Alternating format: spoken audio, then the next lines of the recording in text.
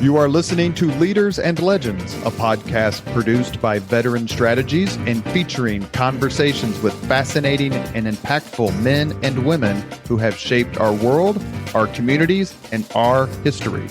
My name is Robert Vane, Principal of Veteran Strategies, and your host for our discussion. You are listening to Leaders and Legends, a podcast presented by Veteran Strategies, an Indiana-based public relations enterprise, and sponsored by Garmon Construction, Leaders and Legends LLC, the Grand Hall and Conference Center at Historic Union Station, the McGinley's Golden Ace Inn, and NFP, a national insurance broker with strong local content. Our podcast is featured on the All Indiana Podcast Network in partnership with Wish TV. You may find Leaders and Legends at allindianapodcastnetwork.com. Thinking of starting a podcast or need to host a public meeting? Let Leaders and Legends LLC be your partner as you look for new ways to communicate your message. Please contact Chris Spangle or me at leadersandlegends.net.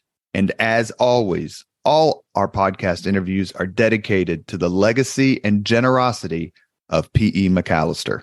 Thank you for joining us on the Leaders and Legends podcast.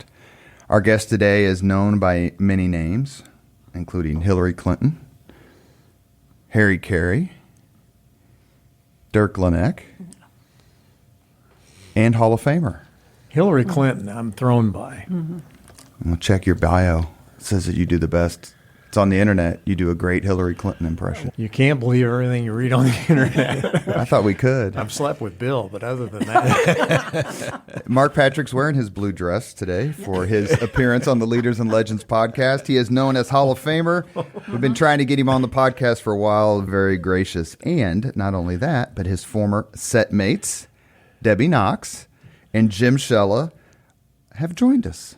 Mark, thank you so much for coming on the podcast. Well, thank you, and unbelievable. These are real Hall of Famers that I'm with here. They're wonderful people, for sure. Now, Shella's in the Journalism Hall of Fame, which is like that will no longer exist soon. That's about right. Not the Hall of Fame, but new member. They do kind of lean toward the print folks, but yes, which made your accomplishment even greater. Thank you. Yeah. Thank How many Sagamores you got? 3. Okay, who's counting? So I have been. I've had arguments with Jim Shella. I have. May I say ogled? Mm-hmm. Yeah, Debby Knox from afar in my high school days in Irvington. The good old days. And I was yelled at by Mark Patrick about 30 years ago because I called a foul on his son in an AAU basketball game. And as we know, he's never committed a foul. He's never thrown a ball. Right. So you guys all work together, and actually I'd have to say Mark Patrick has some of the best stories, which he told some after IU lost to Duke in the Final Four when you were defending Coach Knight, saying, I was sitting right there. He didn't say anything that merited that technical that cost him all that momentum. But today he's going to tell a whole lot of stories, and he's going to do it with his friends. Jim, Debby, Mark, enjoy. Debby, ladies first. All right. I have always, I know the backstory on this, but you became very famous for doing an impression of, you did Dirk Laennec. Mm-hmm. And I always wanted to know, because I heard more stories about who picked up Dirk Laennec and went with it nationally. Oh, the Jay Leno story? Yes. Yeah. The real story of that, as you saw the creation of Dirk Laennec, because we would sit on the set before sports. I would go up, sit down, do the tease, and then we would sit during the commercial break. Mm-hmm. And during the commercial break, we had a couple of directors who loved to play. We'd gotten a new switcher, and it had new effects. And they would play, and the first one they did on me was to give me a bald head. And Deb will remember that I went, oh, my God, that's my dad. Because my dad was completely bald. Yeah. And it was the scariest thing I'd ever seen. And then they did one with this enormous neck. And jaw. Mm-hmm. Yes. Yeah. And so I went, okay, make me a freeze of that. I like that. I'm going to do something with that. So then I just came up with, because we always had these highlights that came across the feed that were funny, but it's what do you do with it? And so there were different things, and then I thought, I can say things as Dirk Laennec that I can't say. So that was the creation of it. And as my whole career, without Mike and Debby playing along, nothing. Right. But they always stuck around for sports. They always listened. They kept their mics hot. Yes. Yeah. Yes. Yeah, that's exactly right. And so that made it. That made me. So Dirk, all of a sudden there's Dirk Laennec T-shirts being sold at Galleons. I remember Ed Sorensen at a Pacer game going, "Hey man, Dirk Laennec is the bane of my existence, man. Everywhere I go, people go, hey man, you're no Dirk Laennec." And it got a lot of street chatter. Oh yeah, it did. Come to find out, one night I come up to do the late, and George Shantz, who was one of the directors, "Hey man, you were just on the Tonight Show." And I'm like, "Yeah, what?" Because I'm not comprehending. Because we were still on Central Time, essentially, because we didn't do daylight savings time then. Network feed in the summer came along, and so everything got recorded. They would watch the NBC feed, and Jay Leno was being fed, and they saw Jay doing Dirk Laennec, except he called it Iron Jay. So But same effect. Yeah. exactly, Yeah, it was exactly what you. and the whole bit was the same. So I'm like, yeah, I don't know. It's Jay Leno, but then it became everybody saying, "Oh, Leno's ripping you off," and then it became, "Oh, Mark Patrick ripped off Leno." No. So one morning, a guy comes in, and his name is Bert Chalice, and he's a comedian. He comes in on Bob and Tom. And they go, "Hey, Bert wants to talk to you." So I went into the studio, and he goes, "Hey, I just wanted to let you know, Jay ripped you off." I'm like, because I didn't know that Bert was a writer for The Tonight Show at the time, and then during the breaks would go do his comedy on weekends. And I said, "Oh." He goes, "Yeah, he came in and he drove the pace car at the 500. He saw this bit, and he came back, and he said, this guy in Indianapolis is doing this thing. He goes, find out how to do it, and we're going to do it." And so that came from one of his writers. So I was like, okay, good. So I talked to my attorney, our attorney, Deb, and he's, as we know, also represents David Letterman. And so he said, you've got a case. You can sue him because obviously you've got all this proof you did it first. But he said, NBC will throw so much money at this, and you have no shot. He goes, you might eventually, he goes, but years and years, not just a year. Yeah. And you have to spend a lot of money to go after it. So I was like, okay, so I killed him. I had a guy there was an article in the Star about it, and at that point, it's buckwheat. I was done. And so we found there was a video that came across the feed that week of a guy who somebody threw a javelin at a track and field meet, and it hit the guy right in the chest. So I said, put Dirk's face on that guy. That's how he dies, and it was over. No compensation, nothing? You just... Nah, that was it. But the point is, you didn't take a terribly serious approach to the sports. I did and I didn't. I always felt like once you got, my goal anyway, was that once you got done watching sports, I hope you were entertained, but you also got all the information you needed. And there were a fair amount of pretty big stories that I broke. And I had interviews that a pretty good relationship with Coach Knight. And you did his post-firing interview. Mm-hmm. Yeah. And that was the first interview he did. Mm-hmm. And we did and this was post-Channel 8 as well. I knew I could get an interview with him. And I was still doing lottery at Channel 4 at the time. Phil Polygraph, who was general manager, I said, hey, if you want to air this, I can give you a couple hours. And so he said, okay.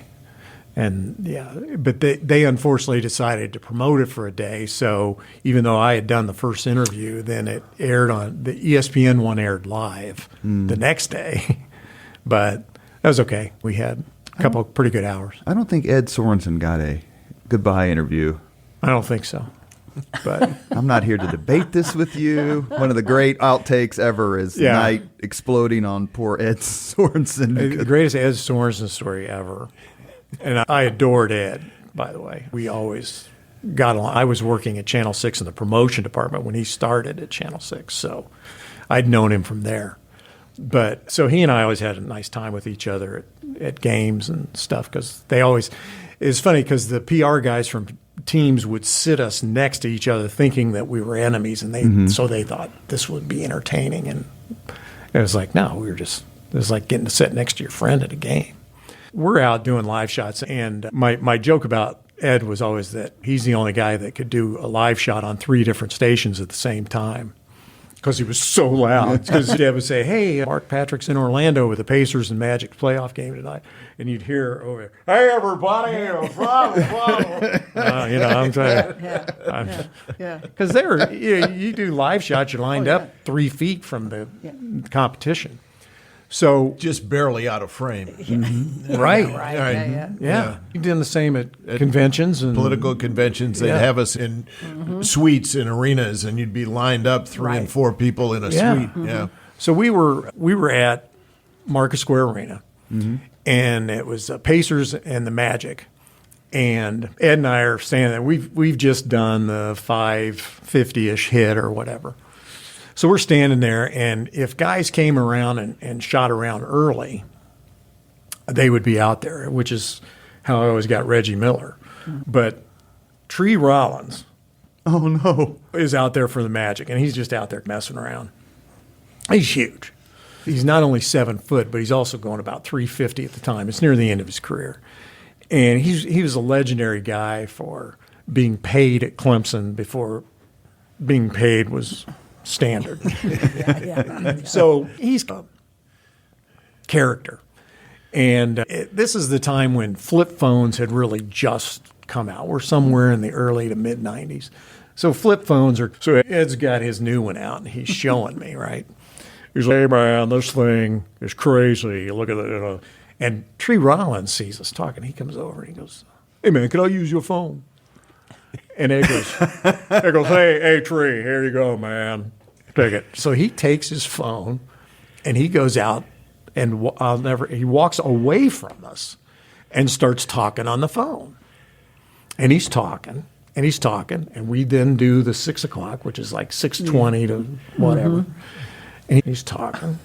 Before the land of free minutes. Right. This is when you were charged by the minute. Yeah. So about a month later, we're at the Pacer game.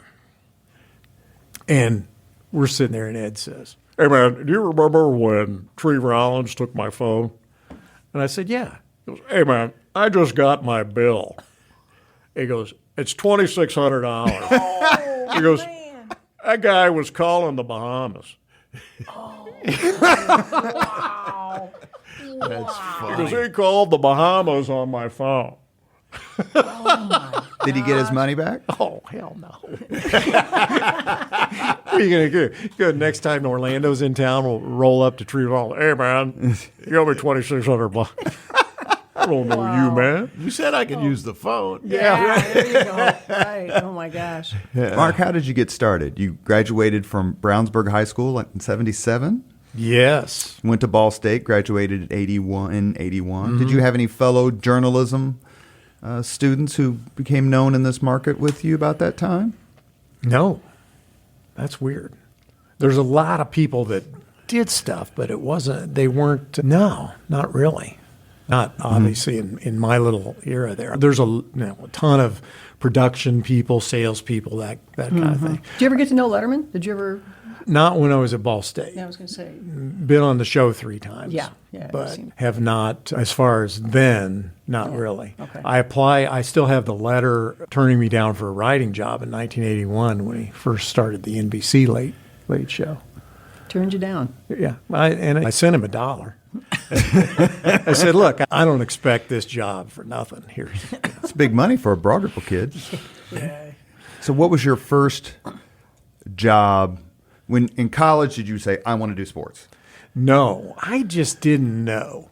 It was growing up, it was just like, okay, which professional sport am I going to play? And then when you figure out, okay, that's not going to happen. So what else can I do to where I don't have to work for a living? Because when I was at Ball State, we're right out of high school. My summer job was at UPS, and I unloaded trucks from 12:30 in the morning to 5:30 in the morning. And that was work. We had 3 semis full of packages, including severed heads going to the IU Med Center that would occasionally fall out. And then we had 3 bays, and 3 of us were unloading, and we had 1 supervisor that walked back and forth all night with those 3, making sure that we were working the entire time. And we got 1 15-minute break in the middle of that. And then I'd go home, take a shower, and get something to eat. And then I worked at American Hospital Supply from 8 to 5 all day. So you said, I have to do something else. That was to make sure I had enough money to get through school because I had a car and insurance. And girlfriend. Yeah. So in reverse order of expense? Yeah. So that, and then the next summer I worked at Yellow Freight and I was on call. So you never knew, like they might call me at 10 o'clock at night and say, you got to be here at midnight. And then I'd work midnight to 8 so that was a lot of fun. Unloading freight. So that stuff all motivated me. And so by the time, when I was 16, I actually called in to Buster Bodine on WNAP, and he put me on the air. I was doing just a brilliant and original Richard Nixon impression. And I couldn't believe he put it in my name. He taped it, and I didn't know that. And so I thought I'd just done it into the Wild Blue Yonder, and then my neighbor, I'll never forget, my neighbor came running over and he goes, hey man, you were just on WNAP. And I'm like, what? And so that was a thrill. And so then I started doing voice work for WNAP while I was at Ball State. And then at 20, after my junior year, they put me on the morning show there. And so then I was a radio guy. And then when I graduated from Ball State in 81, then I started working at WNDE. I did a 7 to midnight show. They were a rock and roll station. And then I got a job at Channel 6 as a creative director in the promotion department. Mm-hmm. So that was a great education. I always tell people when I speak to them, somebody once, I say, I learned more the first 6 weeks that I worked in the real world than I did in 4 years of college. And so Channel 6 was a great education for me. I think that's absolutely true. Yeah. I mean, I got a communications degree where, I took a class where we did essentially 2 news stories for the duration of that class, and you get a job and you got to have that. You got to have that by 6 o'clock tonight. So. Yeah. And then is this boring? No, sir. No. Depends on which voice you're going to use. Yeah. So then I was at Channel 6 for 3 years, and I get bored. Yeah, but didn't you promote the circus coming to town? Didn't you do some stuff? Yes, that was it. That was. You did a great job. Then didn't you ride an elephant? Didn't you ride an? So I'm at Channel 6, and I start hearing about what you were going to be doing. This was. I hear what radio guys are making, what they're starting to pay morning show guys, because Bob and Tom had just arrived. Yeah. And I actually had a video show on Channel 6 at night, on Friday nights. It was the first local music videos. It was the first local. Really? Yeah. First MTV had started. It was crazy, and one of the producers came to me, a great guy by the name of Chris Benjamin. He said, "Hey, they music companies, the record companies are sending videos to the station. We don't have anything to do with them." And he goes, "You want to try and do some kind of show with them?" And I'm like, "Well, yeah." So we did that. We did a video show. It was just an MTV thing, and it did okay. And so it was on Friday night. So then I had Bob and Tom as guests. They were the new guys in town. And so then I'm hearing about this. So I then, Bruce Munson, who had been one of my idols and still is, had done the original morning show on WNAP with Chris Connor and Tom Cochran. He was doing mornings at WENS. He said, hey, you want to be my partner? So I said, okay. So went over there and did that. Bruce subsequently left about a year later, but I ended up went on to become a state representative from Muncie. Yes. He was in law school all this time, and we were An Elvis impersonator, correct? That's a different state rep. It's a different state rep? No. Bruce is not an Elvis impersonator. That's Bruce Borders. Bruce Borders, please forgive me, yes. Okay. Hey, you got the Bruce part. Yeah, it works. So while I'm at WENS, Deb, Yes. they said, hey, Ringling Brothers is coming in town. Typical radio promotion. We need you to, just on behalf of the station, they unload the animals at the stockyard downtown, and then they have a parade to Market Square Arena. You can go down there and wear your station shirt or whatever. Okay. So I go down there, and so then all of a sudden this German guy who's got a whip, they introduced me to him. How you doing, Adolf? Yeah. And he's okay. When Ben bends over, you get on the elephant, and I'm like, whoa, no, what? And I'll never forget the girl that was a station promotion. She goes, oh, yeah, you're riding the elephant in the parade. What? Where's the seat? Right. No. You just get on the elephant. Get on this elephant. There's I'm not gonna. And all of a sudden, I'm sitting on this, and the thing stands up, and you feel like you're 20 feet off the ground. It smells like elephant dung. That's like you can't believe, because they literally roll in their own stuff. That's my lasting memory of the circus. Yeah. And you just can't believe the texture of that hair. It just goes right through you. I'm ready to throw up because of the smell. And then we're going through downtown Indianapolis, and I'm like, holy crap. Please, God, don't let me see somebody I know. And, of course, we come around the first corner, and there is my all-time high school crush sitting there with all her office mates. Oh, hi, Mark. Yeah. Oh, just seeing that. Oh, boy, haven't we really like made that. it? It's always like that. All right. That's my guy. Woo! Yeah. Talk a little bit more, please, about your connection with Bob and Tom. You're throwing these names out in these call letters it's making me wistful for the 70s and early 80s. Now you have no idea how big WNAP was 50 years ago or 40-some years ago, and how Bob and Tom started out very controversial, extraordinarily funny, risk takers. You mentioned them a little bit a few minutes ago. How did you become such a part of their success? They were successful without me. Let's face it. But, yeah, so I was just really lucky to be able to land in that situation, because I was doing stuff at WENS, and the old tree fall in the forest. Congratulations, nobody heard it. And the program director hated me, just didn't get anything I did. There were 100 different reasons why I took, Emmis started WFAN in New York. Right. And so Jeff Smiley and I had a great relationship. And he's like, hey, we're doing this all sports thing. Program director doesn't like you here. What do you think about New York? Okay.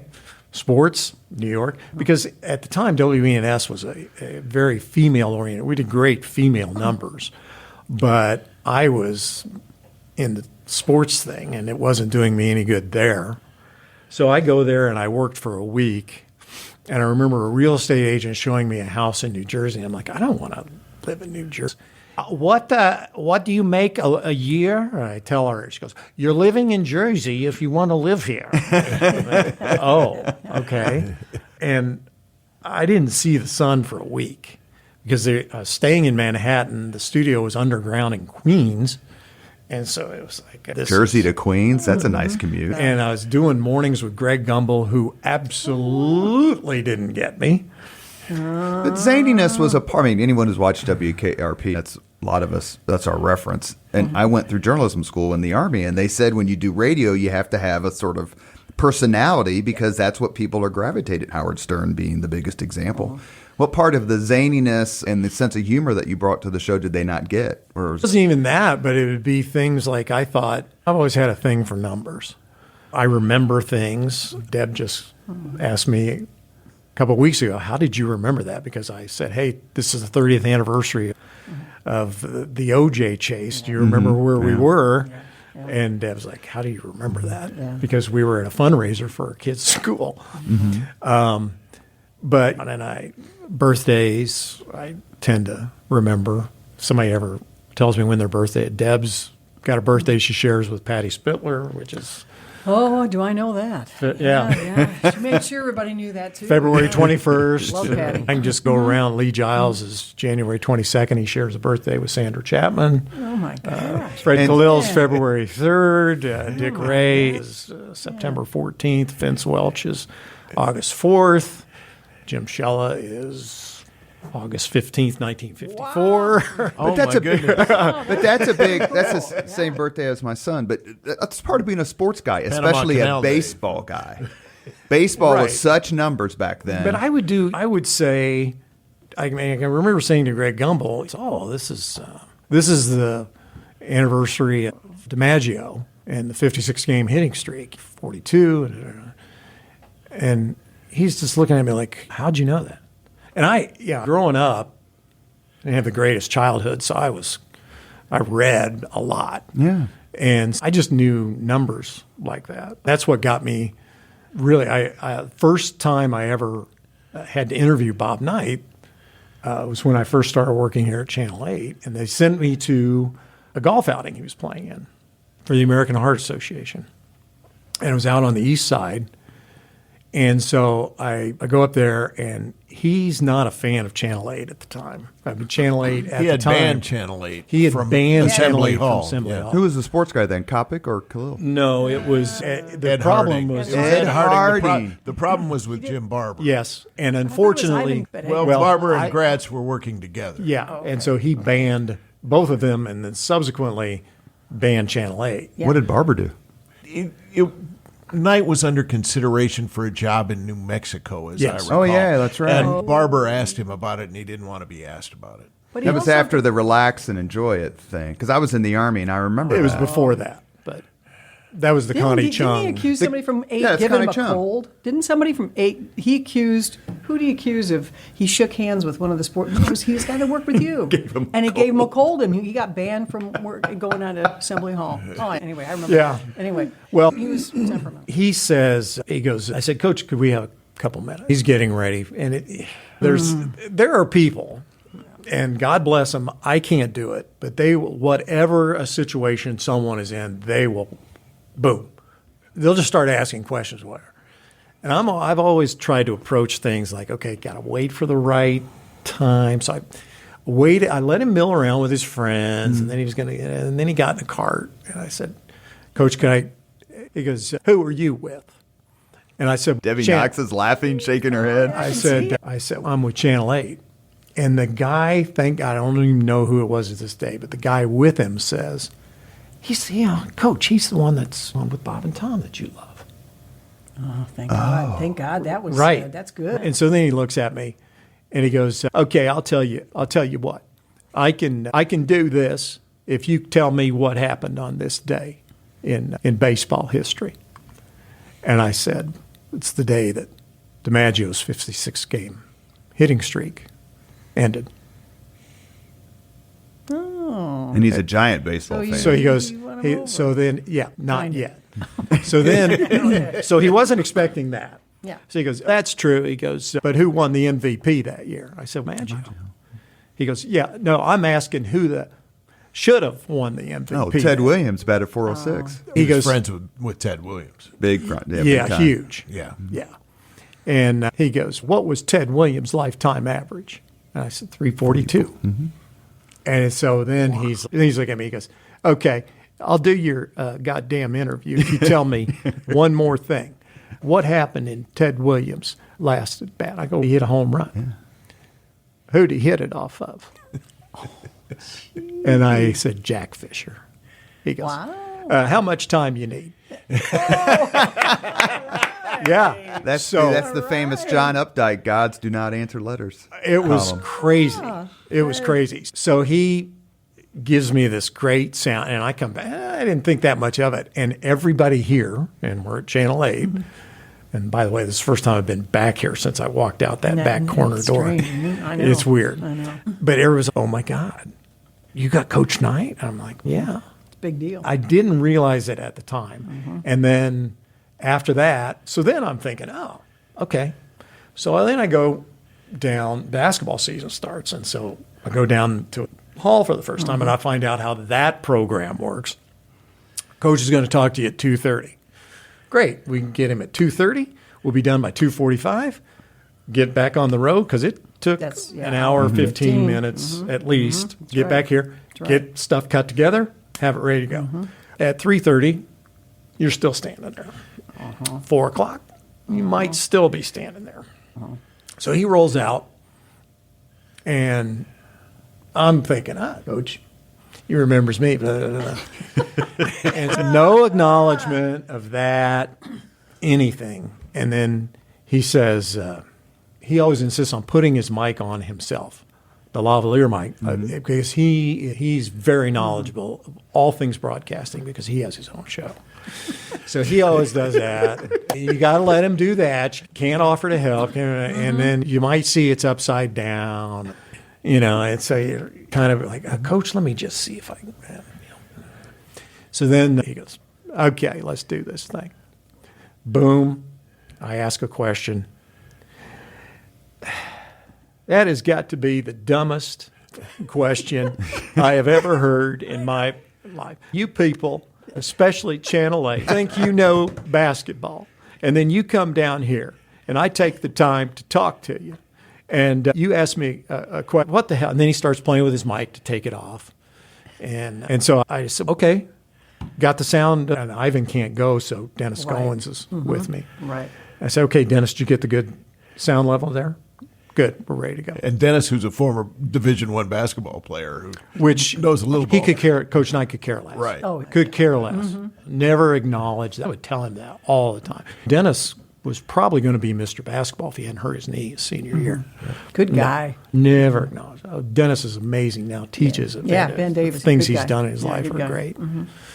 But Let me thank my sponsors real quick. Why don't you thank them in your Bob Knight voice? I He has do it. glasses on. Yeah. Here, do you need these that are on top of my head? Oh gosh. What? This is a legitimate sponsorship. Yeah, sure. Do I do the whole "You are listening to Leaders and Legends"? Yes, sir. How about if Marge Schott did it, honey? That would be You know- great. Or Harry Carey. I remember the time on Bob and Tom where he's doing the Harry Carey show, and Jane Fonda is the guest. And Jane goes on and on about something, right? And as Harry Carey goes, whatever, bitch. I thought I was going to wreck my car. Holy cow. All right. You are listening to Leaders and Legends. There's a ball outside, want to know. A podcast presented by Veteran Strategies. Deb, weren't you involved with a veteran when you were in Michigan one time? Indiana-based public-related ball high 2-0. Sponsored by Garmin Construction. Garmin backwards and Gnagmerag. Leaders and Legends LLC. The Grand Hall fouled back 2-1. The Grand Hall and Conference Center of historic Union Station. God, is that place still around? They still have one lane on Meridian down there. It really makes traffic flow spectacularly. You should get into this. The McKinley's Golden Ace Inn and LMFP strike called 2-2. A national insurance broker with strong local content. You can finish the rest of it because we'll be here all day if I end it. Why don't you? Do you want to do? No, just finish it. Yeah. I was gonna say you could do our podcast is featured as Buttman. No, that's fine. That's too good. Swallow. Mark Patrick is our guest. We are blessed to have his presence along with his former station mates and our good friends Debbie Knox and Jim Shella. Jim, did you ever look at his gig? Sports, time of his life, having fun, going to Final Four, Super Bowls, and here you are at the Perry Township Government Center. I didn't spend a lot of time at the Perry Township Government Center. That's why Shella was spectacular what he did, though, because I say Jim Shella and Jack Reinhardt were the Yes. two most knowledgeable people about their being I ever and met. plugged into everything, and most important, because there were other guys that weren't.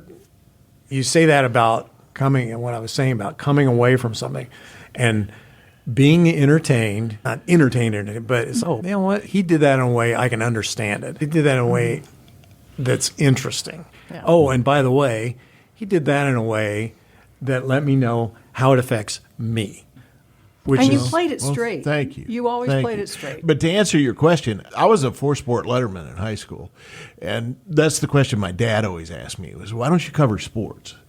And I never wanted to do sports for a living because if I go to a game, I want to enjoy the game. Yeah. I don't want to be taking notes and figuring out what the storyline is. But I did one thing that I did for 15 years was work with the sports department and Mark on race day out at the 500. brilliantly, by the way. Did interviews in the pits and to be He really did it for the race suit. I can remember him. I got a race suit out of it, I can tell you. And I can tell you, I think it was 1987, was maybe before you got here. But that was the year Bobby Rahal won. And I think it was 90 degrees that day. And we were wearing these fireproof suits with the fireproof underwear. And you want to be worn out by the end of the day. Which we were anyway, much less with whatever the weather was. Felix Rosenquist, I have a little place in Indianapolis I live in South Carolina full time, but we have a little place here, so when we visit family, we can stay. And Felix Rosenquist is my neighbor. I was just talking to him yesterday and telling him about, you also remember, conversely, because I asked him, I said, what do you do when your coolant thing gives away? Yeah. And he said, that's not so bad, but when I don't have a drink, when that's not working, he goes, that's more problematical. But I said, there have been those days you talked about in 87, but I said, I also remember I was very thankful one year when it was snowing.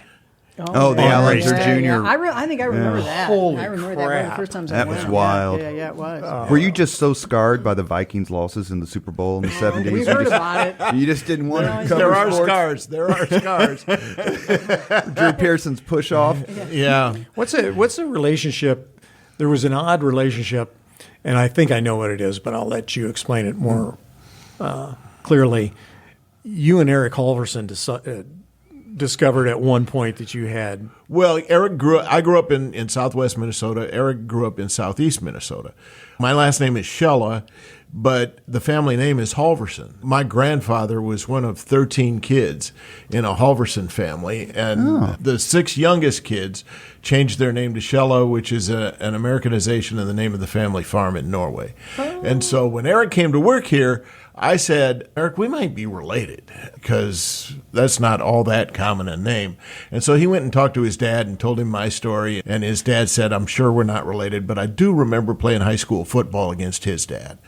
Wow. Isn't that awesome? That is amazing. Yeah. Yeah. So the first time you tossed it, and Jim and I asked this, Debbie, when she came on the podcast, the first time you tossed it to her to make the call, did she know it was coming? And did you get any grief afterward? No, she did not know it was coming. Never knew.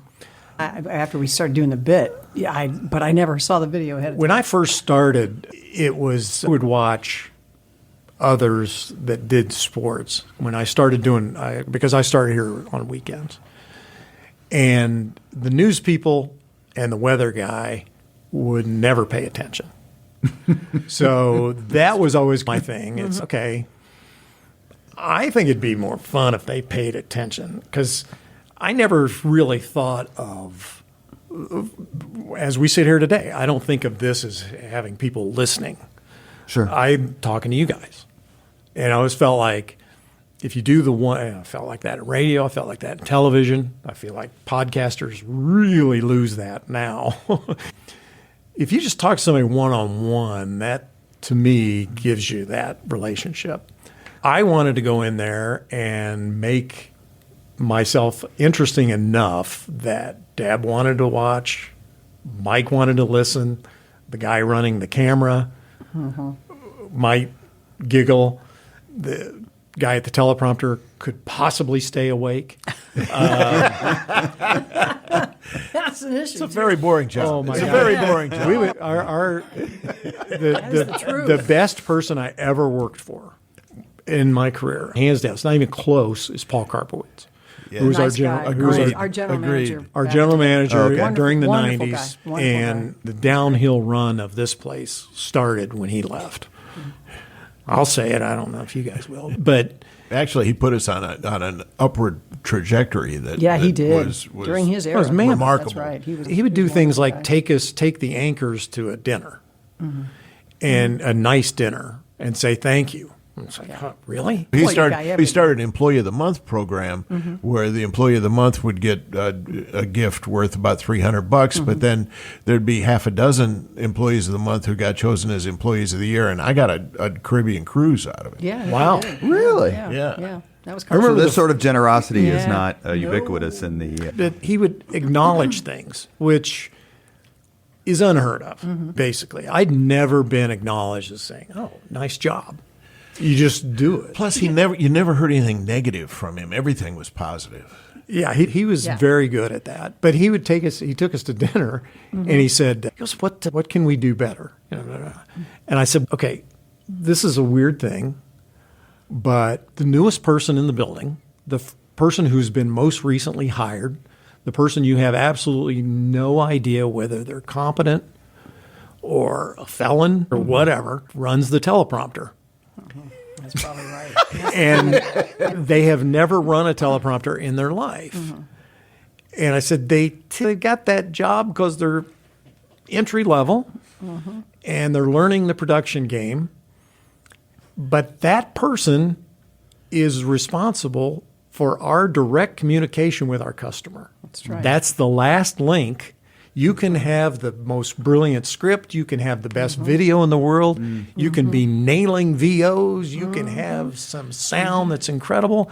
But if that guy Isn't paying or attention. girl isn't paying attention or falls asleep during the commercial break, which they Or hits a button that makes it go backwards at 60 Right. miles Yes. an hour. Or everything starts I've run jamming up teleprompters on for you. politicians when they're giving their speeches. Yeah, it's man. you Yeah. can fall asleep for sure You because depend on them. yeah. right. So I said, maybe break them in somehow. Somebody never happened. Never happened. We had Can- I'm sorry. Well, no, go ahead. I got a question. We had a consultant come in at one point and tell me that I should go into the studio without paper in my hand and just read it off the prompter. death. Yeah, That's right. I said, Yeah, it's great. when that thing goes backwards 60 miles an hour, what am I going to do? Yeah. That's when Yeah, the you're consultant's never done right. what they're You're right. consulting We had you a on few of doing. those before, Yeah. too. go ahead, So Debbie. I remember back in the day when, and a couple of things, you did a lot of very edgy things that almost like X-rated kind of fun stuff. They were never during- X-rated, but I'll take buddy, edgy. Come on, yeah, lap dances and What? oh, come on, I remember that. Hey, but Wait, I don't know what lap well, dance. that, you would incorporate that into your. I just want to know how, because Karpowitz was the GM. But you did stuff that was just made. Ahern and I were falling off our chairs while you were doing sports. Yeah. And they just allowed to do what you want to do. You're listening to the Leaders and Legends podcast. We are here with Hall of Famers Mark Patrick, Debbie Knox, and Jim Shella. Mark, is there a particular Hoosier leader and or legend you admire most? Probably Letterman. Yeah. I can remember when I was a bad boy for the Indians, and this would have been 1973, and he was doing weather at Channel 13. yeah. And there would be a day game at Busch Stadium. And this is, people don't get, you see the Indians playing at Victory Field now, the place is packed. It's a great experience. Mid-'70s, Busch Stadium, nobody. No, people would be there on the nights they gave away all the tickets. UAW night, they give away 20,000 tickets and everything. But the Reds would come play here in Busch Stadium. Oh, that was a huge deal. Yeah, I went to a couple of those games because they were their AAA farm team. But and that was and the ivy on the wall was poison. Yeah. Is that true? It was, but that was one of the arguments they made for Victory Field is that ivy's actually poison. Did you know that Wrigley Field got the idea for the ivy from Busch Stadium? Busch Stadium? Yes. Which was then Victory Field before it was Busch Stadium. Yeah. Right. No. But I'm a bad boy. I'm 14 years old, and there's a day game, and there's people there. And one of them, Letterman, would come by himself. And I was, quite frankly, a little disappointed that the guy I thought was so funny on Channel 13 was drinking a beer in the middle of the day. He later got that under control. Yeah. Yes. Finally. Yeah. But, so it's and then everything he ever did, I was like, okay. The brilliance. This guy's different level. Debbie, did you enjoy, since I'm going to ask both of you, of course, Debbie Knox was at the anchor desk. Jim, did you both enjoy the sort of irreverence, the funny things that Mark brought that perhaps Jim Wilson didn't bring when he was there in the early to mid-'70s? See, I never worked with Jim. Heard a lot of Jim stories. Chet Kopic. Chet Kopic had just left when I got there. I don't know much about. I know a lot You've about. heard some Chet Kopic. Oh, stories. I have. I ran into one time when he did a whirly gig in front of our news unit on ice in front of Randy Sipe and me, and I'm like watching this. I think he's going to hit our news unit, and he stopped and chatted up with Randy. Anyway, Mark, you know what? Yeah, you when you say you wanted us to be engaged, we were engaged. You entertained us all the way through sports, and it is let's face it, not everybody's as a big fan as you are, but you kept me engaged. I had to be engaged because you would say, Debbie Knox, you make it. And I still get that to this day. Really? A property manager for the place I'm living goes, every time he writes me an email, he starts with, Debbie Knox, you make the call. What was your average? Did anyone track right or wrong? Terrible. I was always going south because I couldn't say safe or out. I never could do it. I never got it right. That was the funny thing. And that was really the fun part of that, was not telling her that. Yeah. Because sometimes she might be in outer space. Most of the time, yeah. And then she'd try and look at the monitor and, the confusion. Yeah. Put me down for yes, because I think you know me well enough. I'm not the most reverent guy around, no matter how I came across on the air. But, I think irreverence is the way to approach life. Then that was happening nationally. You start to have these sports anchors with bigger and bigger profiles, whether it was ESPN, Michael Kay, any of those folks. It would seem like that Mark fit right in with them. Here's the score. Here's the stories. Let's have some fun. Let's have some fun. But there were, and I think Shella always appreciated being a knowledgeable sports guy, that you got the sports. You got what you needed to know. Yep. I can remember when Larry Bird was named coach of the Pacers. And I found out two days before it was officially announced. And this came along, and I was talking to people because the Pacers were looking to hire somebody, and the usual names were getting thrown out there. And no one had Larry Bird. You know how it is when a coach is going to be named. It's, the Pacers have talked to this guy, the Colts have talked to, blah, blah, blah, blah.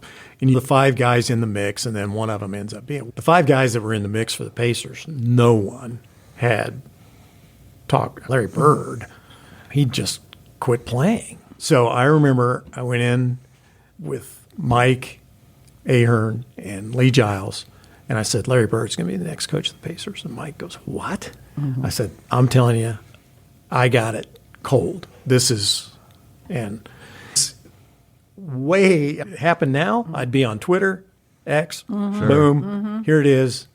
Right. This is going to happen. right. Boy, it's on the record. I did that. But this is the discussion. Okay, Lee Giles, how sure are you? I said, I'm 100%. Yeah, that's ballsy to be 100%. It was, you talk about an unimpeachable source. This was like, okay. Mike says, this is when we were doing the 24-hour news break. So every half hour, half hour 2.5 minutes. So it's okay, 3:30, Mike says, well, just do it at 3:30 then. We'll go on and I'll, And so he says, Mark Patrick is reporting that Larry Bird will be the next head coach of the Pacers. My phone starts ringing like Blowing crazy. up. And then that night, and so then I do the whole off the top at the 5 and the 6, and it's the news. And this is what's going. When people are still like, no way. I mean, Larry Bird had never been a coach, never had anything to do with the Pacers, which now seems weird. Yeah. But he was Mr. Boston Celtic. Now, obviously, had the Indiana State background, but certainly didn't live in Indianapolis, had really not done anything here. So where's the connection? Why is all it? And nobody could make sense of it. So every other station, radio and television, immediately starts ripping me, which is interesting. You remember this, guys? Or Debbie and Jim? I remember don't, that but I remember- meeting you had with Lee and Mike, Yeah. and it was a big deal. It was a huge deal. Yeah. But it was, and then especially that night, WIBC was the home of the Pacers at the time when they were still on AM. And they had Donnie Walsh on that night. And Donnie's general manager, vice president of the Pacers at the time, Donnie says, unequivocally, we are not hiring Larry Bird. And I'm on my way home for dinner, and I hear this, and I'm like, oh, God. Donnie came on the podcast. He had great stories, you're right, just about that whole era. Yeah, so I was like, okay, somebody's not telling it. But I knew I was right. You guys have been in the business to know when you're right. I knew I was right. Did you get that from Larry Bird? No. Let me just say a source really close to Larry Bird. Maiden name Mattingly. Anyway, I'm like, so then I was like, tomorrow will be a better day. I was getting even, and it was the first time I remember Karpowitz saying, he goes, this is the most awesome thing ever because the other TV stations are mentioning your name. Yeah. He goes, that never happens. He goes, nobody ever. Okay. But they were mentioning my name about how wrong the report was I was going to get. So that was like on let's say a Monday. So Tuesday, I'm really getting killed because then it becomes even more fashionable. And of course, the guys at the Star who had been scooped couldn't kill me enough. And then they're absolutely killing me on the show I started on the radio on WNDE. They just can't kill me enough. And I'm like, okay. And then I double down at 5 and 6 on Tuesday. I'm like, hey, this is going to happen. Look for the official announcement coming up. And Wednesday, Pacers are going to have a press conference at 3 o'clock. Oh, wonder what that's about. Yeah, and then there he is. And these guys that had killed me couldn't look me in the face. It was great. That's a great feeling. I once broke the story about who was going to be the Republican running mate in the race for governor, and Which race? it would have been when Murray Clark was named running mate to McIntosh. David McIntosh, and they were actually I broke a couple of those, and I'm thinking of the previous one when Lindley Pearson named his running mate, who was Bob Green. His campaign was so sure that I was just guessing that they made up a news release with somebody else's name on it and handed it to me when I walked into the news conference, and I just looked at it and crumpled it up and threw it away because I knew I was right. And it's like primaries when if you have a multi-candidate primary and one of the candidates starts mentioning the other candidate's name, you're like, yes, we're in their head. Yeah. If they've mentioned my candidate's name, that means they're thinking about us. That's right. Deb mentioned that she thought I got away with a lot of stuff. But He did. you can do that if you get the things right Sure. done. Yeah. And It's true. if it seems to be working with ratings. Yes. Sure. And because we were, and it wasn't close, the highest rated CBS affiliate in the country by a long shot. Yep. And the station was getting a lot of nice things from CBS because of how well we did as a station. You guys were a juggernaut. Back in For the day. sure. Which made it even more stunning when the CBS affiliate went away. Honest to goodness. Yeah. I learned about that from you. Yeah. I was with my son in Chicago and settling him into a room because he was going to law school, and I got a message from you said, "You're not going to believe what happened." So that's when I learned I wish TV had lost the CBS affiliation. It was huge, huge. Wow. Which was another interesting thing because I knew that long before. Did you? Yeah. Oh my because I was, at the time, we were doing it would have been the 25th anniversary show of the It was 2014. Hoosier Lottery. So we were doing a 25th anniversary show. So I was at WXIN, WTTV, and a very important person was there at the time. Said, "Want to do sports again?" And I'm like, "No." And they said, "Oh, here's what's going to happen." And I'm like, "No, that's not." And they go, "Yeah, we're making the announcement next week." Yeah. And I'm like, So you knew. Wow. "Yeah." Debbie mentioned you getting away with stuff. We're going to go back to that. Actually, I want to do a branch. Let's just say that you did get away with some stuff, but you wanted to get away with more stuff. Is that one of the catalysts for your radio show? Is you wanted to have a little more freedom? A little edgy, more edgy. More interviews, more time, all the above? The frustrating thing, I mentioned before, I would get bored. So I was at the point where doing this, it's okay, here we go again. Because every year had the same, okay, how many times can I ask a guy, how do you turn left? Tell me about how you turn left. And then when you turn left again, and it was, I don't like things to get into a pattern. That's why Dirk Laneck was born. That's why Local Landmark Scoreboard was born. That's why, so many things. Like, okay, how can I do this differently this time?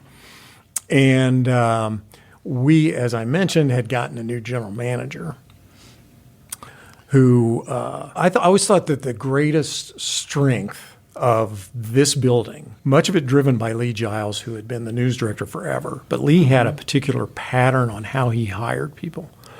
And generally, Shella's a little bit of an outlier in that he's not an Indiana guy.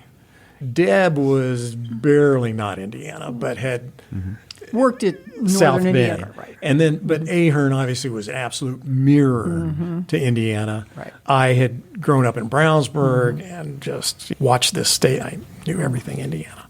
And generally and Lee had this tremendous pattern of letting somebody like Shella apply, sit there for a while, wonder why he didn't get hired. I sat there for a while. Yeah, right? You wonder why you don't get hired. But he also knew then exactly, okay, now this guy, he knew that seasoning had come to full boil and was ready. And there were so many people like that you would maybe see apply here, and then you go, oh, that's interesting. And then a couple of years later, they were ready, and they get hired. So he had that really good skill of doing that. They bring in a new general manager who's got no idea. He's not from here. Doesn't get anything anybody does. It was a little maddening. And so. And wasn't that the time you had a bad back and they wouldn't get you a new chair for your back? There were things like that. You had to go out and buy your own chair. I'd done Team of the Week, and stuff like that. I'm sitting here now. My back's killing me. But I'd done Team of the Week, and I always shot three-pointers against their best three-point shooting guy. And so I go down to Whiteland, and the coach goes, oh, we don't shoot three-pointers. We take charges.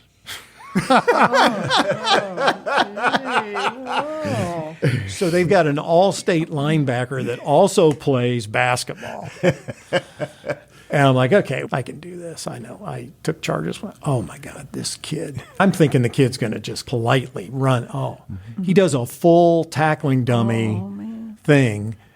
And I go back, and I'm laying there, and Ivan Gratz had shot it. And he's, you can get up. And I'm like, no, I can't. And I had broken my tailbone. Oh, wow. And I'd had a compression fracture when I was at Ball State in my back anyway. So that was toast. That was it, yeah. And so I had to sit on my chair, which was this awful chair that had been in the building for 100 years. And had one of those inflatable donut rings on my butt. And then I'm like, hey, you think maybe I can get a chair? They're like, $75. No, we can't get you a chair.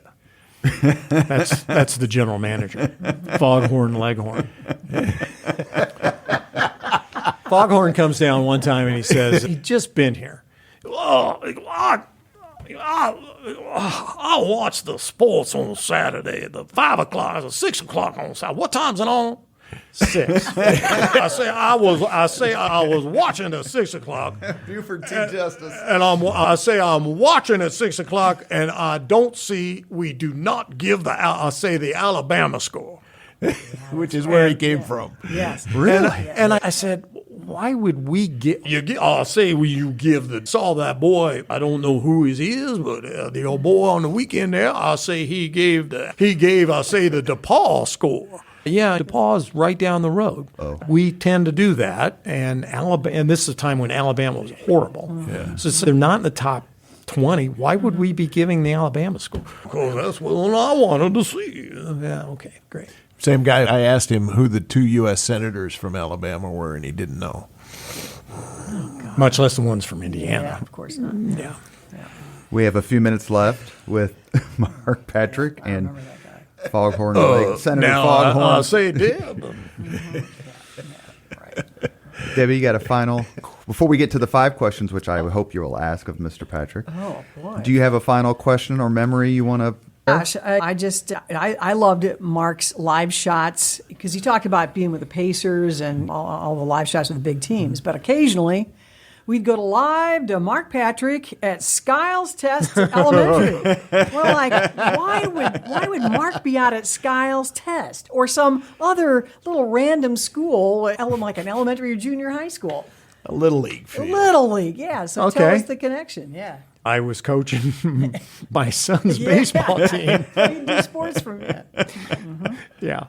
That worked out okay. Yeah. Sure yeah, did. he did okay. Yeah. That was I can remember when I left here that so many people didn't think I would leave because so many people that are in the entertainment business, and I count news people as that, just don't have an identity outside of that. And I was always like, I got ways to make money. I'm doing all right. And as Deb knows, I invested the first dollar I ever made. So, so people didn't think because I was like, yeah, Drew's going to be pretty good. And people, oh God, he thinks his kids. Yeah. And it was difficult because they get to the age, I should say. They get to the age where you say, okay, do I think he's pretty good because I know sports and I can recognize talent. And I've seen so many guys. You go cover a high school game, you can tell who's got whatever it is. You can look at young reporters and tell they've got it, and they're going to make it. Scott Sander was my intern in 1989 when he's 17 years old. And, and you're like, yeah, okay, he's got it. Super guy. But then you say, okay, or do I think he's got it because he's my son? Am I able to? And of course, if I were to ask people around me, it was just because he was my son. Oh, he's not that good. And then all of a sudden, he's going to go to Stanford. Mark got him into Stanford. We won a Little League World Championship before. He was in between the 2 teams that did go. Okay. He was an alternate on the first team that went in 99, and then Drew's team in 2000 was 1 game away from going. And then in 2001, the kids that he ended up playing with in high school were on that team. But, yeah, he was having success. Jim, you have one more? I think just for the listener's sake, we ought to make clear your son is Drew Storen, who went on to be a major league pitcher. 8 years in the big leagues. Yeah. But that was because of my connections. And did you serve as his agent? Originally, I was going to. And then when it became evident that he was going to be, because it's cut and dried things. But then all of a sudden, it's like, yeah, he might. We start looking at some of the pre-draft things. He's going to go somewhere between 6 and 10 overall, like top 10 overall. And then you go, oh, that's real money. So we end up we talked to a couple different agents. And then there's a guy that we find out that my niece babysat for in Connecticut. And she says to him, she goes, I saw you had Derek Jeter's jersey in your basement and Ryan Howard's jersey in your basement. And he says, yeah, I'm their agent. She goes, oh, my cousin plays baseball. And he goes, oh, that's nice. Yeah, right. And where's he play? Stanford. Oh, I went to Stanford. There you Yeah. go. Yeah. He says, who's your cousin? She said, Drew. He goes, Drew Storn? She goes, yeah. Give me his number.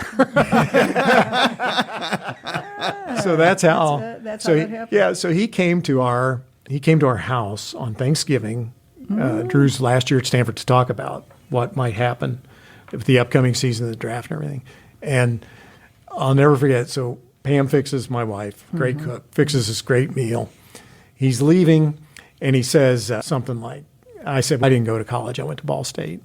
And then he asked Pam where she went. She said, well, I went to Purdue. My mom went to Purdue. My sister went to Purdue. My brother went to Purdue. Our daughter goes to Purdue. She's in first. He goes, my father-in-law went to Purdue. And we go, oh, okay, yeah. Who's that? And he goes, Neil Armstrong? Oh. Rather notable alum. Oh. Wow. Yeah. So he tells this great story. Their daughter at the time was 5, and her name's Piper. And he says Piper's in kindergarten, and so they're talking about the moon. And she raises her hand, and the teacher says, yes, Piper. She goes, my grandpa was the first man on the moon. And, of course, her last name's not Armstrong, so she says, oh, that's nice, Piper. So anyway,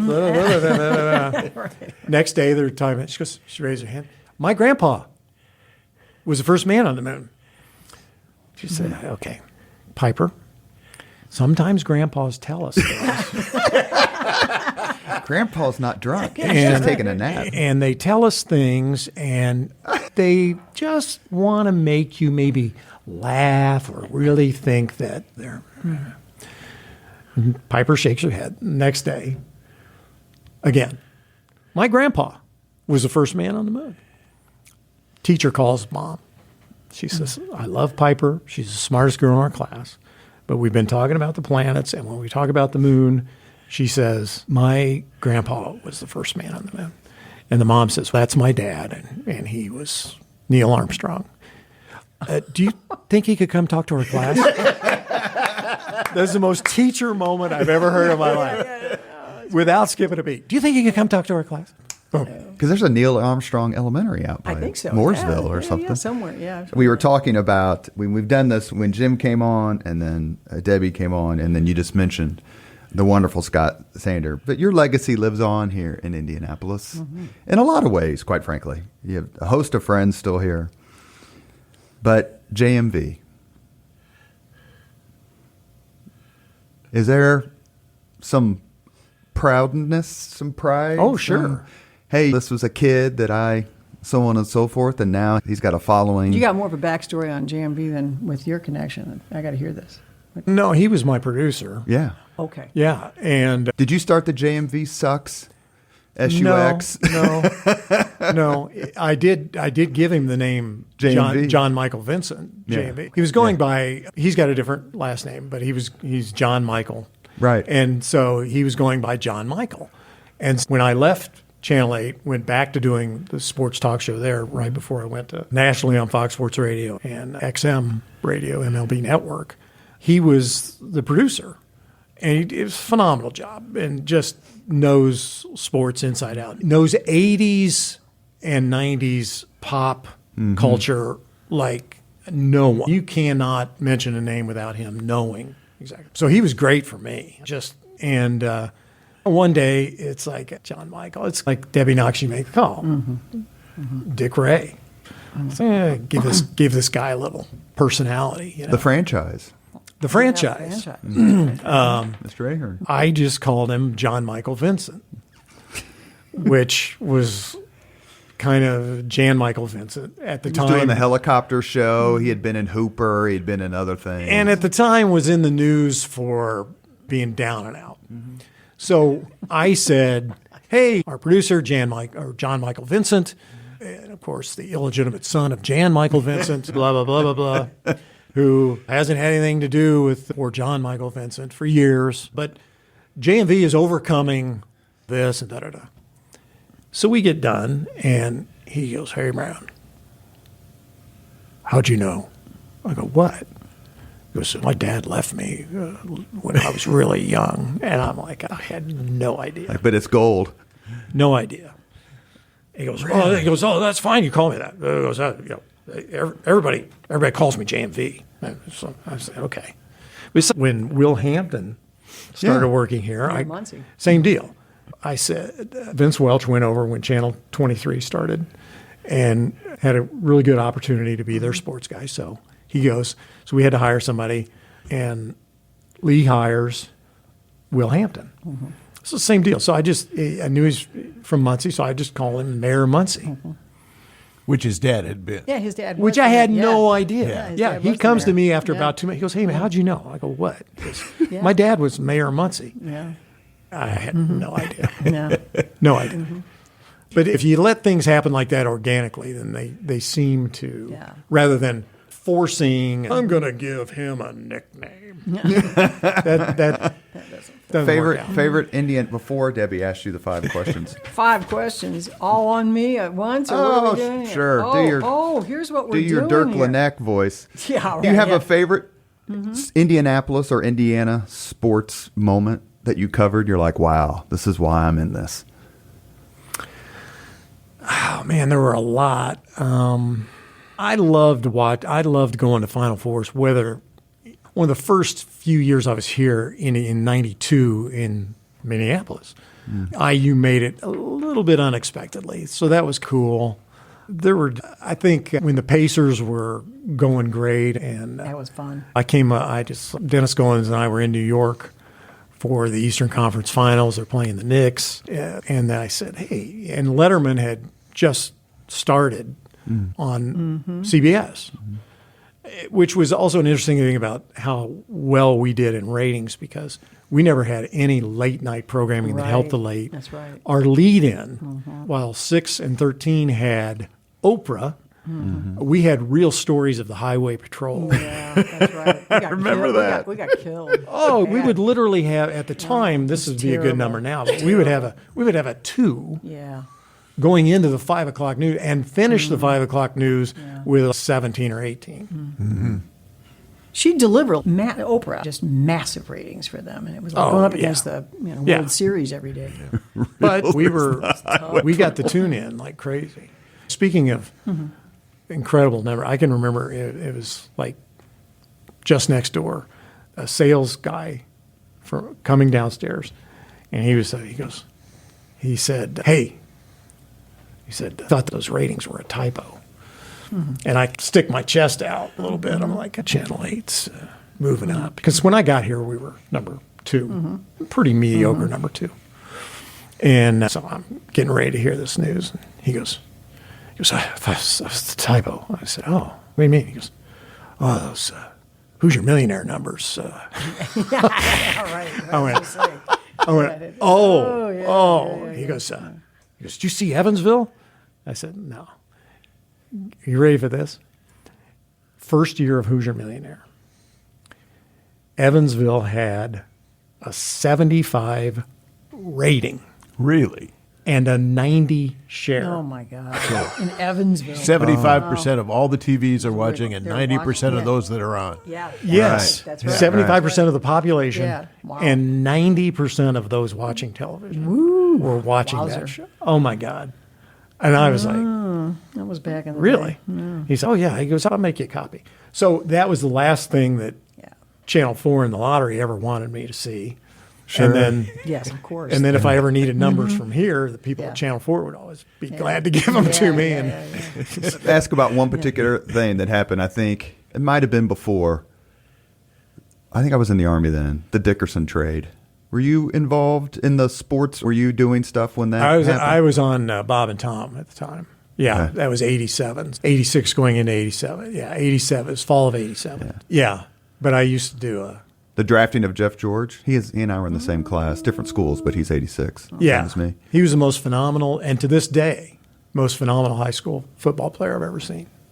To this day. And still, I bet now could go out and throw a football that if you weren't looking at how old he was, that scouts would go, this guy can still play. Most phenomenally talented talent for as far as an arm strength I've ever seen. Hardest you've ever laughed on Bob and Tom? Hardest I ever laughed was actually off the air when I was doing a Marge shot. And Dean Metcalf, January 24th, was our producer and one of the funniest people ever. And so he always recorded the bits, Marge and Harry, and he would often be the interview guy. So I'd written this thing with Princess Di had died. So this is Harry Carey, I think. Yeah. So Harry Carey's going to interview her in heaven, I think. And she gets to, and so what we would usually do if we had a female that we needed to be the person being interviewed is we'd wait on the salespeople to get in and get one of the female salespeople to do the other boys. It's 6 o'clock in the morning or whatever, and they're not around. And Dean goes, "Oh, I'll do it." So I said, "Oh, okay," and I don't know, I don't even think about it because he says I can do it. I was like, okay.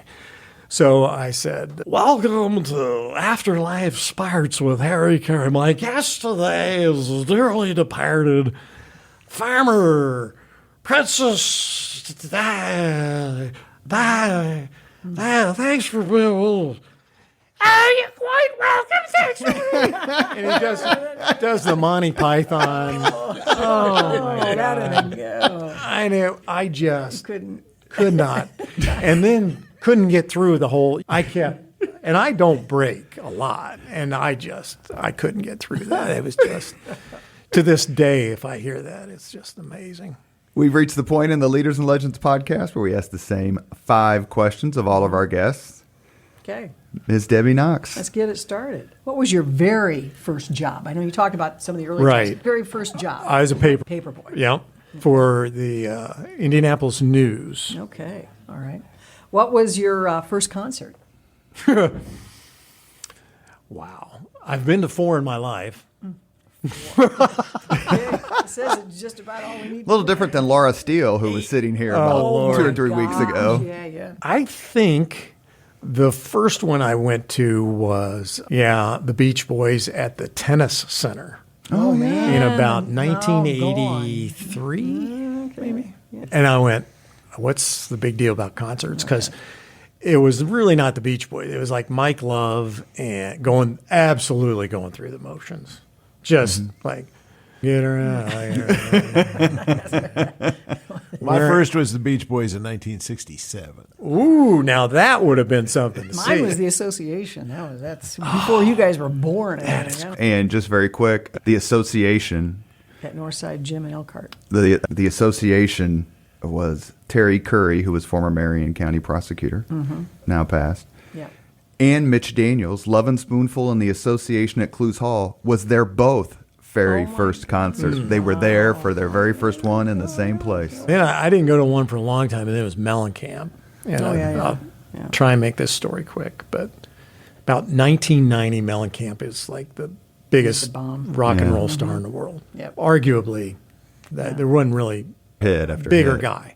Bob and Tom show, we had once a year we had a live day where we go to a recording studio and someone, I think the year before Dennis DeYoung of Styx had come in. So Mellencamp is going to be the guy. So we're in this recording studio and you've got some people milling around. First of all, you got everybody with the Bob and Tom show. And then there's some salespeople there and they bring bigger clients to show off. This is a big deal. And Mellencamp is there smoking nonstop. And at the time, he had divorced his first wife, had yet to meet Elaine, but was dating a supermodel who was significantly taller than he was and was gorgeous, drop dead gorgeous. everybody's going up to him, and they're doing, John, here's why I'm important. Blah, blah, blah, blah. And I'm just hanging on the periphery. I'm doing my occasional bit. But I keep, every time I'd look over at Mellencamp and his girlfriend, I swear his girlfriend's checking me out. And I'm just like, before Elaine, or was Elaine? Before Elaine, okay. Yes. And I'm like, no, she's with the biggest rock star in the world. They do a song, he'd go over and have a cigarette. She's hanging on his arm. She's looking at me. And I'm like, another hour goes by. She is just, and so then we're an hour and a half into it, and I'm like, oh, God, here they come. And they're walking over to me. I'm like, oh, my, he's going to kick my ass. He is pissed off because he thinks I'm staring at him, because I couldn't help but notice this eye contact thing. He comes over and he goes, hey, how you doing? I said, good. John, I said, man, it's great that you would come and do this. He goes, this is my girlfriend. And she goes, it is him, Johnny. It is. I told you it was him. And I'm like, she goes, we watch that lottery show every Saturday night. There you go. And I'm like, what? He goes, oh, yeah. He goes, I can't believe that guy from Sellersburg last week. What the hell's he doing taking it? He should go for the million. And I'm like, what? She goes, oh, every Saturday night, we just get on the couch and we get some popcorn and we just love that show. I'm going, okay, biggest rock star in the world is watching Hoosier Millionaire. He goes, hey, you're doing that show next week in Seymour, right? And I go, yeah. You think you can get my mom some tickets? Oh, my gosh. Yeah. You know what? I think we can work that out. Yeah.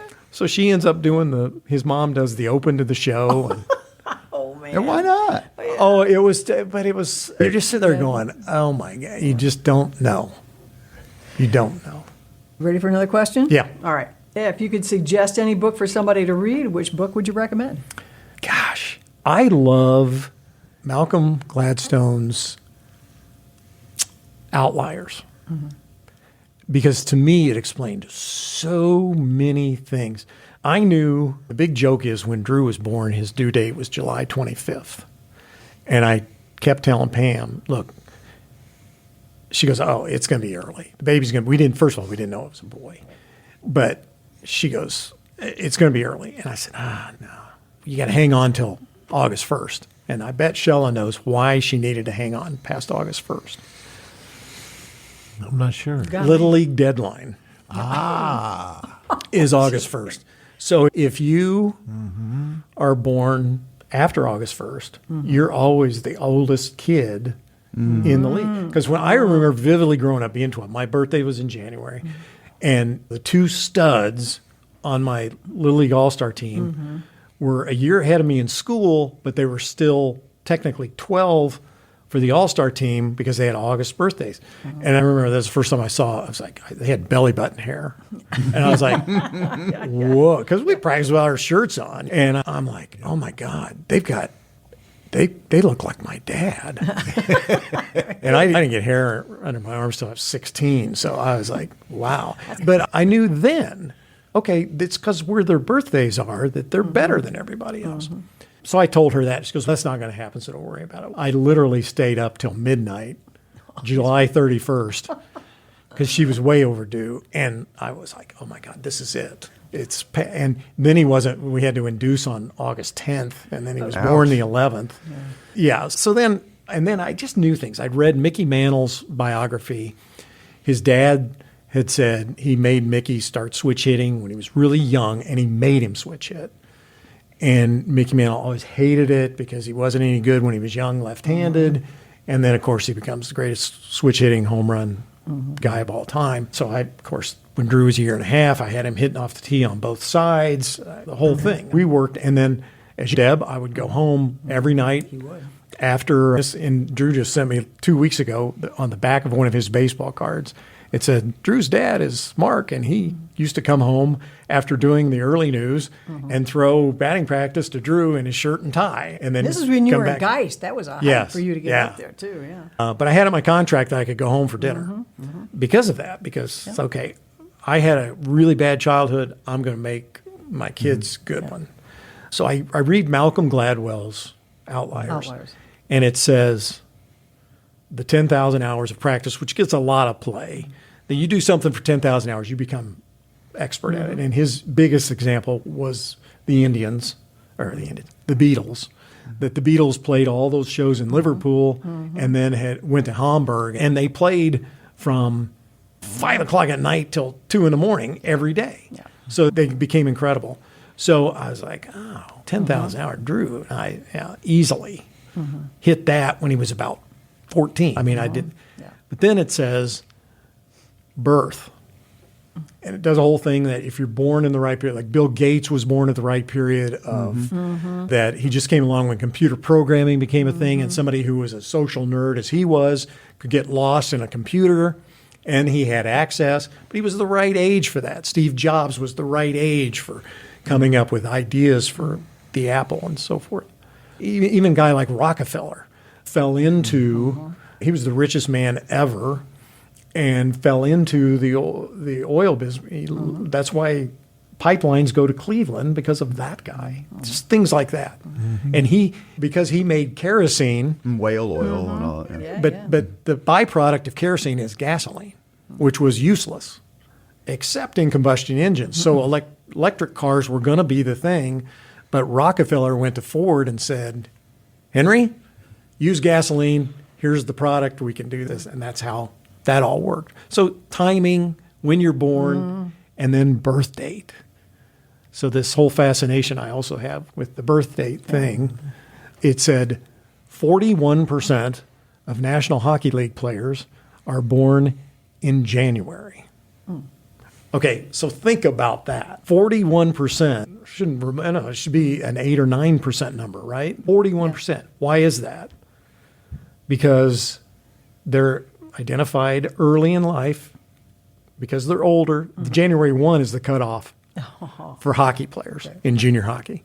They're identified early as better players just because they're older. People don't necessarily put that.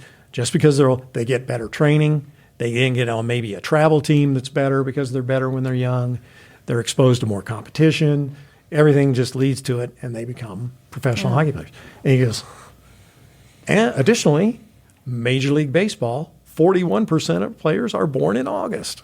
That's fascinating. I knew that without having a number. And so Drew's whole career, that whole book just clicked with me.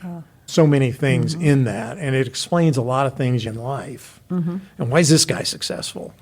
What drove him to do this? Why is that?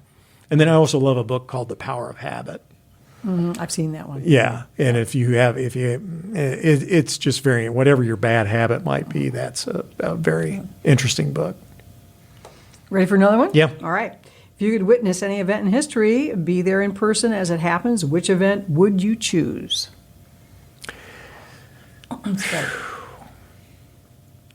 I guess when Jesus was born, I'd like to see if It's a popular one. I can imagine I'd like to see if it lives up to everything. The resurrection or the birth? It's either one, really. Cool too. But they both have their own day still. Right. Yeah. Ready for another one? All right. May I just say very quickly, when I asked George Will that question, political commentator, he said Mazeroski's home run.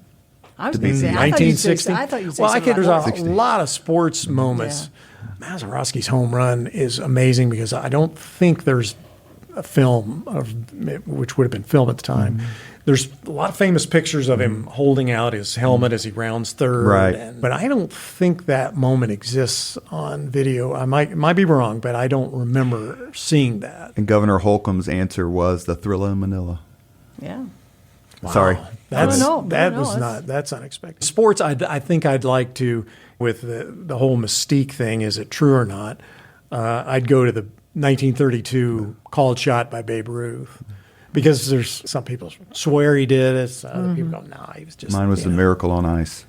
And you wonder if you're there in the moment, did it happen? Does it become, do you realize as it happens, you go, this is going to be one of the all-time things. Jim McKay said his daughter, because he was covering it for ABC, obviously back in the day, his daughter was there, but McKay wasn't because he had to work.